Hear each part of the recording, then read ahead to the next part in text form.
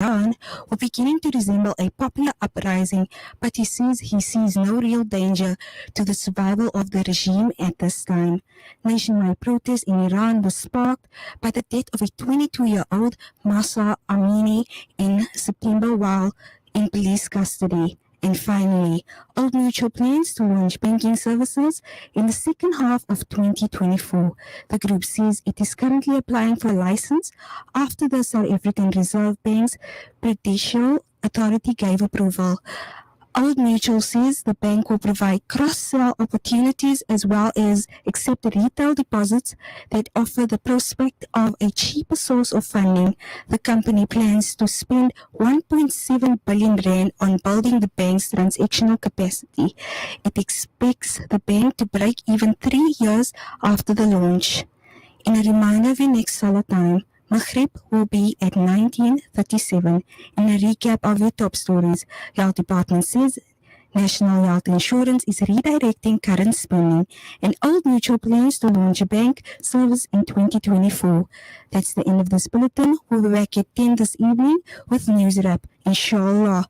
For more stories, visit our website at www.vocfm.co.za.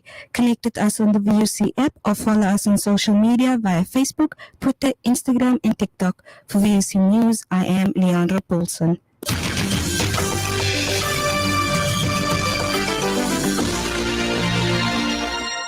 The Voice of the Cape, 91.3 FM stereo.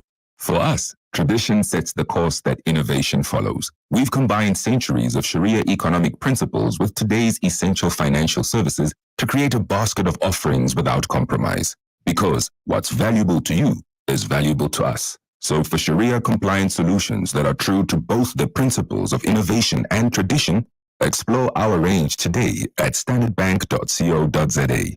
Innovation rooted in tradition. Standard Bank Sharia Banking. It can be. During 2016, my wife and I decided to relocate to Egypt to study a bachelor's degree in Islamic studies at the Al-Azhar University in Cairo. We were driven by a passion for the Arabic language and a desire for a deeper understanding of Islam. Studying in Egypt as a family was not easy. We knew that without the necessary financial resources, we would never have been able to reach our goals. I cannot imagine how we would have completed our journey without SANZAF's annual financial assistance. Alhamdulillah. Although I completed my degree in Islamic studies, I pursued further studies and will be graduating with a degree in education, inshallah. My future aspiration is to work in academia. By contributing to the SANZAF bursary program, you are investing in the future of our youth. Visit www.sanzaf.org.za or call 021 638 0965. Believe it's possible. What's black and yellow and saves you big bucks on your home connection? It's MTN's Black Friday sale. Save, save, save, and beat the load shedding blues. Get a free mini UPS valued at 799 Rand with the My MTN Home uncapped 10 megabits per second deal for just 399 per month. Or the 1 terabyte deal for only 699 per month. And because it's MTN's Black Friday, you'll get a free router with both deals. So visit your nearest MTN store or mtn.co.za now. T's and C's apply. MTN.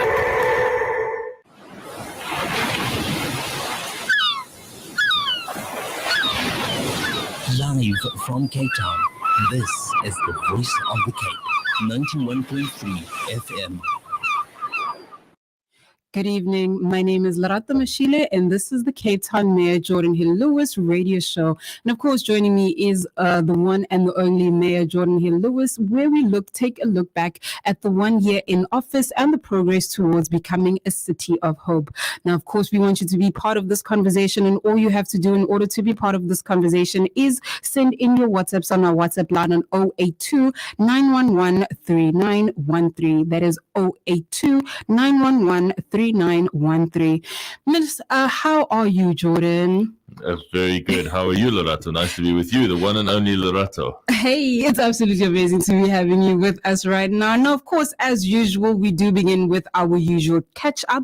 And what has been the most significant development since we last spoke outside of tonight's focus? Well, it is very nice to be joining you again and to be joining all of our listeners. Good evening to everyone at home. and in a new studio this evening as well. Yes. A slightly different location, but still good to be with all of our listeners. And let me say, something that I'm particularly excited about this month is what we have called our no-cost transfer program. That is for everyone living in council rental homes, particularly those that are commonly known as maisonettes or single freestanding homes. We are making it much easier for those residents to own their homes outright. The council has been doing this for some time, trying to help people get their ownership of their single residential homes or maisonettes. But in some cases, the transfer fees have been too expensive for people to actually do that.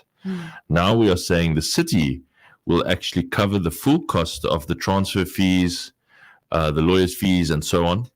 We will also, if that transfer is approved, write off any outstanding debts on that property.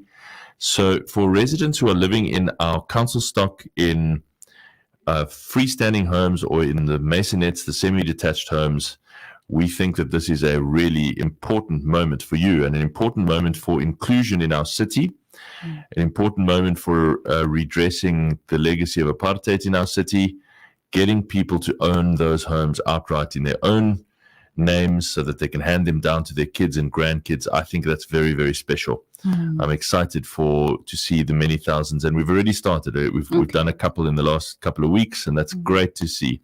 And we think that there are 7,500 people out there in Cape Town who are living in these kinds of homes who could own them outright. So that's very special. Definitely. Now, of course, Geordin, that also brings us to tonight's topic, where you recently marked an important milestone as 12 months as mayor. First and foremost, how does that feel? It's a good question. I in one sense, I can't believe that it's come this quickly. It feels like the snap of a finger, really. It does. And in another sense, I've loved it. I mean, it's just been the most incredible adventure. It's been the best adventure in life, absolutely, so far. It's very, very fun. It's very meaningful. It gives me a great sense of purpose. And so I've loved every minute, every day of the job. And I'm very grateful to everyone for their confidence in me to do it. Definitely. Now, listen, this is not just our topic, but it's also your topic. And all we want you to do is be part of the conversation by sending in your WhatsApps on our WhatsApp line on 082-911-3913. I'll say that again a little bit slower because I tend to be a bit fast. It's 082-911-3913. Now, of course, we are, going to reflect a little bit more on that, starting with load shedding, as it seems to be becoming a daily feature in our lives. One thing that you have spoken about the most over the last year is ending load shedding over time. Can you please tell us a little bit more about that? So the reason we're in this new studio right now is because our country is again being afflicted by load shedding this week. And in fact, since we last spoke about this, Lorato, things have got worse in the sense that Eskom now tells us load shedding will be semi-permanent. We can expect it to persist without end. We don't know when. So instead of the 1 week on, 1 week off, 2 weeks on, 2 weeks off kind of thing that we've been having the last few years, it is now here to stay, nearly a daily feature of our lives. And I just want to go back to first principles. We must never, ever accept that. We must never accept that as South Africans. It is not good enough for us to be having load shedding 15 years after it first began, after hundreds of billions of rands of our money. Every person listening to the show, your money, has been poured into Eskom over the years, and it is still not working. So in Cape Town, we are not going to sit around waiting for that problem to solve itself or fix itself, because it's not going to happen. We're going to try and do it ourselves, and that's what we've tried to set about starting on that journey this year. It is a journey, it must be said, because you've got to buy power from independent power producers, get it all built, get it connected to the grid. So it's some time, but we are absolutely on the right track, and our goal is to be the first place in the country to stop load shedding. Now, I know that there's another city, at least one other city, who's working on this, and a number of smaller towns around the country and around the Western Cape working on this. So we've also got some good, healthy competition, which I love. But we're going to win. I will definitely hold you to that. I think a lot of our listeners will definitely hold you to all of that. But of course, we want these conversations to keep on going. And that is, of course, sending in your WhatsApps on our WhatsApp line on 082 991 3913. I have to make sure that I say that okay, right? That is 082 991 3913. Now, of course, speaking about, your progress, what progress is being made on making Cape Town a safer place as well? Yeah, this is top of mind for every family in our city. We want a sense of personal safety. Just again, let's quickly go back to first principles for listeners. Remember that SAPS in South Africa has got the primary responsibility for preventing and stopping crime. At the moment, it's not working too well. A little bit like ESCOM, it's there, but kind of intermittent. And it needs some beefing up, and it needs us to take on some of the responsibility and take on some of the function, exactly analogous as to what we are doing in power. And so what we are doing is exactly that. We're adding hundreds of more officers to the streets, and particularly in our tough neighborhoods where there's lots of gangsterism, lots of criminal activity. We have actually put more than 1,200 officers of our own in partnership with the Western Cape government, who's helping us to pay for it. We've put our officers on the streets there. And you know what, Lorato, the model is working. Crime is coming down. Tomorrow are getting the crime statistics again, and we suspect that we will see the same trend again. That crime is coming down in Cape Town. Now, of course, we've got a long way to go, and that's why we are keeping on investing more officers on the ground, more technology like drones and sensors and new vehicles and cooler vehicles with cameras that can pick up license plates as they drive and so on. We are making these kind of investments, the only place in the country making these kind of investments, because we want every single resident in our city to feel safer. And we will keep going until we get there. Definitely. Now, of course, we want you to be part of this conversation. Send in your WhatsApps on our WhatsApp line on 082 991 3913. That is 082 991 3913. Now, of course, if you've just tuned in, we are definitely reflecting on the 12 months that the Mayor, Geordin Hill-Lewis, has been in office. And most importantly, we want you to be part of all this conversation. Now, I do see an influx of WhatsApp, which we will get to. But first and foremost, Mayor, what progress are you making also on cleaning up waterways and public spaces?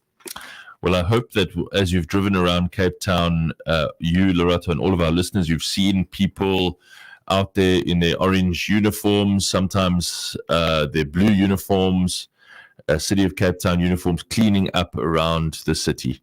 And we have put a lot of extra cleaners into our communities along all of our highways and byways, cleaning up every day. The other thing we've done is run our hashtag Spring Clean Cape Town campaign. And that's not us adding more staff, but also asking the public to help us keep Cape Town cleaner by stopping other people from littering, never littering yourself, making it less socially acceptable to litter in our city. Because there is a terrible culture in our city, probably in South Africa really, of disrespecting public places by just throwing litter on the ground. And it's up to us to change that over time by calling out litterers and illegal dumpers when we see them. Also, the third thing we've done is we've asked residents, community groups, sports groups, church groups, mosque groups, you name it, to come out and help us clean up. Don't just rely on the government to do it, but roll up your sleeves and do it yourself. And I'm thrilled that thousands of Cape Townians have come out. Many have invited me to their cleanups. I've joined many of them. It's been great fun out together. And we have picked up, just in the last few months since September, 150,000 bags of litter around Cape Town. So that is an extraordinary amount. And I'm pleased to see, WhatsApps coming through, messages coming through, phone calls coming through saying we can actually see that Cape Town is looking and feeling cleaner. Of course, we still have a long way to go. But the only way that we will change it permanently is if we get people to change the attitude towards littering. So I ask everyone listening to this, if you just do one thing, and that is just when you see someone littering, to tell them, hey there, please stop that. This is Cape Town. We don't behave like that. We don't do that. We want our city to be clean for everyone who lives in it. That would make a massive difference if we all did that. And then, of course, never, ever, ever litter yourself. Now, does that also mean that the cleanup campaign is still continuing? It's absolutely continuing. It's not going to stop. We have just put a big extra budgetary allocation towards continuing it throughout the festive season and into next year. So you will see the guys out cleaning, and I hope to see you, members of the community, all of your groupings, neighborhood watchers, ratepayers bodies. I hope to see everyone out there helping clean up Cape Town. Now, coming to the questions, we have a question here that says, and I quote, "Good evening to the mayor. I'm listening to him. What a good person by his voice. Please ask him why that our lawyer emailed him and is waiting for a response from him. God bless him in what he is doing. If you can please respond to that." Okay. Okay, you're gonna have to. Well, thank you very much for the kind comment. You're gonna have to just give me that person's number, then I can follow up with them. Definitely. And we also have another question. Well, it's another comment that says, and I quote, "Good evening, Mr. Phillips here. Hope you are well. I'd like to know, how can I get a hold of the mayor? It's regarding our house." Yes, actually, I've been seeing a lot of beneficiaries title deed, because there's another one that says, and I quote, "Hi, Mr. Mayor. I'm a beneficiary of the Freedom Park Duffelsig Mitchell's Plain. I'm completely in the dark regarding my title deed. When will council issue the title deeds? Thank you." Okay, if you could just tell me when you moved into your house. It usually does take a few months to get the title deeds through the deeds office. We aim to get everyone their title deed roughly 6 months after moving in or less. Sometimes we can do it in 2 months, 3 months. Other times it takes a bit longer. The primary delay is actually with the deeds office, which we have to process all of those title deeds through. But both of those, I can just take their numbers and follow up. And of course, we want everyone to have, every single person to have a title deed who has been the beneficiary of a house. And even, as I said, those people who are living in council stock that are semi-detached or freestanding, for them to own their houses outright as well. So let me just get those numbers and follow up on where your title deed is. The title deed is there in Duffelsig, sir. Now, of course, we have another WhatsApp question that says, and I quote, "What can we do about the drivers who litter via their cars while driving?" Oh, what a great question. You know, when I see this on the highway, I get so frustrated when people do this. They just open their window and dump a whole lot of stuff onto the highway, and then it blows all around and into people's homes and into people's communities. It's really shocking. What I would ask, if you are not driving, if you're driving, don't use your cell phone. That's dangerous. But if you are not driving, if you're a passenger, please take a photo or a video of the car that has done that. Send it through to our illegal dumping hotline or to our law enforcement number. And I promise you, we will follow up. We will contact that driver. We will issue them a fine. And if they are doing illegal dumping, if they're dumping a big pile of rubbish on the side of a road or a big pile of building rubble or whatever, we will actually take away their vehicle. We will impound their vehicle, and they will have to pay a really big fine to get it released again. So we are serious about this. We want Cape Town to be cleaner. We want every person in our city to live in communities, in environments that are cleaner and healthier for them. So please do report those crimes. Now, of course, the last WhatsApp before we get back into the questions. Good day. I would like to know, what is the mayor doing about the kidnappings and murders? Very good question. Okay, so I've spoken about the murders. Violent crime and murder is actually coming down because of the interventions that we are making in the 10 worst murder hotspots in the city, the gun violence hotspots in the city. And I haven't seen the crime statistics that are coming out tomorrow. Obviously, we don't see those. That they come from the police minister. But I'm willing to hazard a bet that you will see violent crime, murder statistics in those areas coming down again because of the intervention that the City of Cape Town, in partnership with the Western Cape government, are making in those in those crime hotspots. Now let's go to kidnapping. That's a whole different nasty and particularly evil animal. There's a huge rise in South Africa in various forms of extortion, various ways of trying to get big cash payments for things, whether it be, we're going to so-called protect your shop, in inverted commas, you must pay us every month, to the evil phenomenon of kidnapping.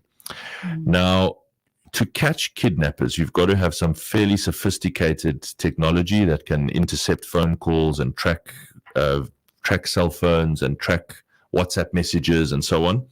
We obviously don't have that. We don't have the legal power to do that. So that has to be done by SAP's crime intelligence, who have got the power to do that, or SAP's anti-extortion unit. Now, we have publicly called for a specialized anti-extortion, anti-kidnapping unit to be formed in the Western Cape.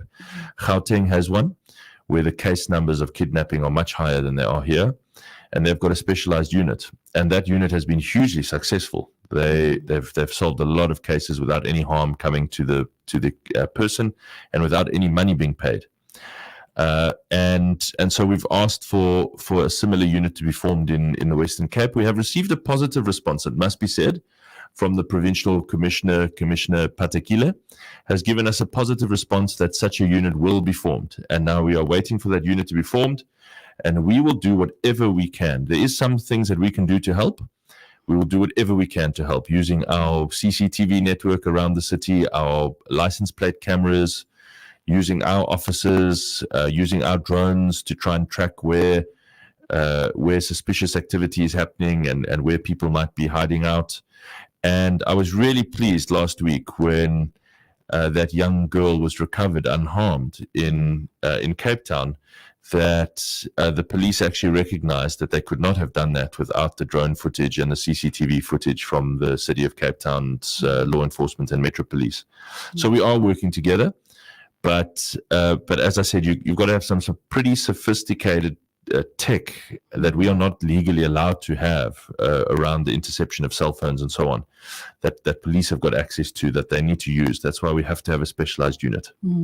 Now, of course, unfortunately, time is of the essence, but I have to ask, with regards to land release and more affordable housing for residents, I remember seeing Salt River Market being announced for social housing earlier this year. What else is in the pipeline?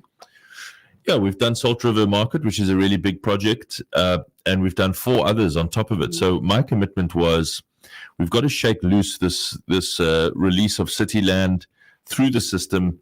It's been a bit clogged up, it's been a bit stuck, but we can shake it loose, we can get it out of the system so that we can deliver more affordable and social accommodation for Capetonians. And I'm very passionate about this because the government can never ever build enough free houses. What's commonly known as the typical RDP house, we can never ever build enough of those free houses to keep up with demand. But there are a huge number of people in Cape Town who can pay something, even if it's just a little bit. They can pay something towards accommodation, but there's nothing available for them. So I'm a big fan of that social housing model, and more affordable accommodation so that we can get people into homes. And our commitment is to keep loosening up those pieces of property and getting them through the system and doing what we can, and we'll keep that up. We've done 5 in the last 5 months, and watch this space. There's some big ones coming. Now, of course, public transport is also another area in which it has its challenges. What exactly is being done in that space? Public transport, it's a good question, a well-timed question, given that we're having a taxi strike in the city yesterday and today. It's always quite weird for me. From my office window, I can see onto the station deck, and to see not a single taxi there today, it's a very, very weird sight. But it does underscore just how serious the problem is with public transport in Cape Town, because as everyone knows, we have a completely dysfunctional rail system. And that means that people are really struggling to get around the city. They're paying a lot more for public transport to use minibus taxis. The diesel price has gone up, so those even bus fares have gone up because they're all diesel vehicles. So it's a very tough space. We are arguing to what we call devolve the management of passenger rail to Cape Town. What does the word devolve mean? It means that we take over the management of it from the national government. At the moment, it is being badly managed. You can start to see the theme here: Eskom, SAPS, the rail system, the home affairs, the post office, and so on. It is not being well managed. It needs to be better managed for the benefit of our people that need functioning public transport. And so we want to take over the management of it at a local level. We're pushing very hard for that. The other thing that we are doing, of course, we have our My City system, the blue buses going all around the city that you see, and on the red lanes. And we will continue to expand that. There's a huge expansion coming to Mitchell's Plain, in particular, to Khayelitsha, to Philippi, joining all the way up into Claremont over the next few years. We've just broken ground on that in Hanover Park. And so that's a multi-billion rand expansion of that system. The N2 Express to Mitchell's Plain is working quite well at the moment. It's very, very popular. It's packed, actually. So we'll carry on rolling out the bus system. But really, the truth of the matter is, as everyone who uses public transport who's listening tonight knows, is that you just can't match the speed and competitiveness and efficiency of a train system when you're trying to move that many people. You've got to have a working train system, and we don't have that at the moment. Now, of course, I'll go into the last WhatsApp question that says, "Good evening, Mr. Mayor. What are you doing about housing disabled people? We were asked to leave a place that we lived in, so we are homeless at the moment." End quote. So on all of our housing projects around the city, these are our free housing projects, the so-called RDP projects, or what we now call BNG. The homeless,